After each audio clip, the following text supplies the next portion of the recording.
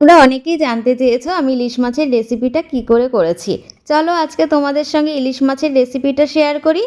মাছটাকে প্রথমেই নুন হলুদ দিয়ে খুব ভালো করে মাখিয়ে নিতে হবে। তারপর এখানে একটা মশলা ইউজ করা হয়েছে। এই মশলাটার মধ্যে রয়েছে, এখানে আমি টক দই ইউজ করেছি, আর রয়েছে কাজু বাদাম বাটা, পোস্ত বাটা, কাঁচা লঙ্কা আর চারমগজ বাটা। এই পেস্টটা দিয়ে খুব ভালো করে মাছটাকে মাখিয়ে নিতে হবে। এমনভাবে মাখাতে হবে যাতে দুই দিকে সম পরিমাণে এই মশলাটা মাছের মধ্যে যায়। আমি এই মশলাটা মাখিয়ে প্রায় 10-15 মিনিট মতন রেখে দিয়েছিলাম ম্যারিনেট করে। আর এখানটায় দেখো আমি হলুদ দিতে ভুলে গেছিলাম, তারপর আবার একটুখানি হলুদ অ্যাড করেছি। তারপর আমি এখানে সর্ষের তেল ইউজ করেছি। সর্ষের তেল না দিলে তো ইলিশ মাছের টেস্টটা একদমই আসবে না।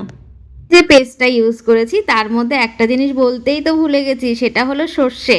যাই হোক, ওরকম সর্ষেটা দিয়ে আমি পেস্ট করেছিলাম। আর এখানে দেখো তোমরা টিফিন বাটিতেও বসাতে পারো, আমি এখানে একটা স্টিলের হাঁড়ি ছিল ওর মধ্যে বসিয়ে দিয়েছি, আর কাঁচা লঙ্কা দিয়ে দিয়েছি, আর সর্ষের তেল সামান্য ওপরে ছড়িয়ে দিয়েছিলাম।